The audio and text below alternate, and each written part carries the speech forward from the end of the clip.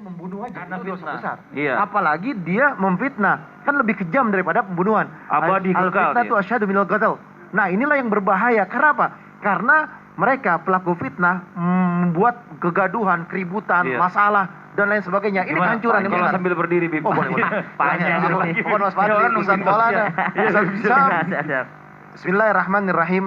Allahumma sholli ala Sayyidina Muhammad wa ala ali Sayyidina Muhammad. Fitnah ini merupakan sebuah kekacauan, bencana, ataupun kesyirikan. Hasut seseorang, dengki seseorang, akhirnya timbulnya fitnah. Karena gak suka sama dia, gak suka dengan posisi kedudukannya, akhirnya difitnah. Oh, ini orang gak bagus, ini orang jelek, ini orang gak bener, ini orang ini. Apa tujuannya? Menjatuhkan orang tersebut agar dia terlihat bagus, dia terlihat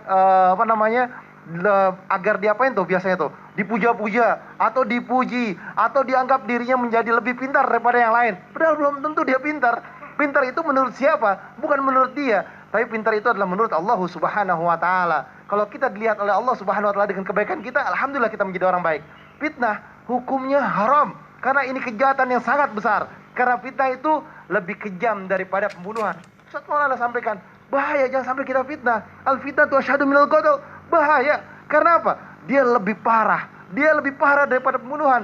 Benarnya aja, ini kita nih kalau benar nih ngomongin orang, itu ghibah. Salahnya jadi fitnah. Salahnya jadi fitnah. Bahaya. Benarnya ghibah, salahnya fitnah. Inilah yang celaka. Fitnah ini bahaya sekali. Karena apa? Bisa membuat seorang itu tidak masuk ke dalam surganya Allah Subhanahu wa taala. Karena apa? Karena Rasulullah SAW bersabda, dia adalah orang yang bangkrut. Rasulullah SAW pernah bertanya pada sahabat, siapakah orang yang bangkrut ya Rasulullah?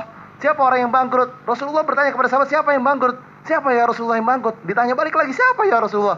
Lalu mereka berkata, orang yang bangkrut itu kira-kira mereka yang gak punya kekayaan, mereka yang gak punya harta. Maka kemudian Rasulullah SAW berkata, bukan itulah yang bangkrut. Mereka yang bangkrut adalah mereka yang tidak memiliki amal ibadah. Manusia yang tidak memiliki amal ibadah adalah mereka yang bangkrut nanti. Lalu sahabat bertanya kembali, ya Rasulullah, bukankah mereka itu mengerjakan sholat, mereka itu membayar zakat, mereka berpuasa di bulan Ramadan dan lain sebagainya?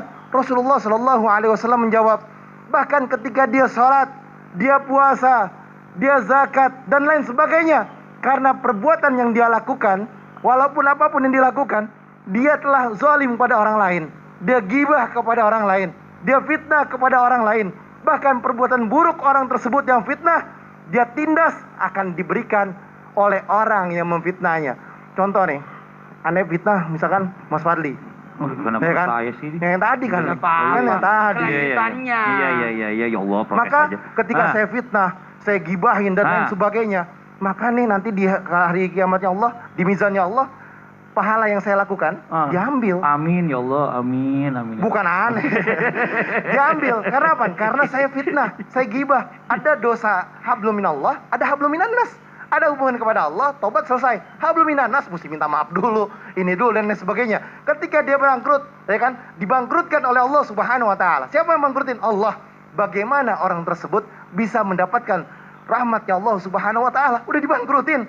Bagaimana orang tersebut juga bisa dapat syafaat Rasulullah? Dibangkrutin.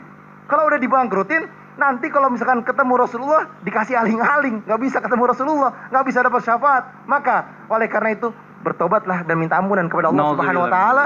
Ayo sekarang bertobat, minta ampunan, jangan gibah, jangan fitnah agar Allah selamatkan kita. Amin ya rabbal alamin. Saya lagi nyari amalan nih yang bisa ngambil pahala-pahala orang. Gimana caranya ngambil pahala Ustaz Maulana gitu. Ngambil pahalanya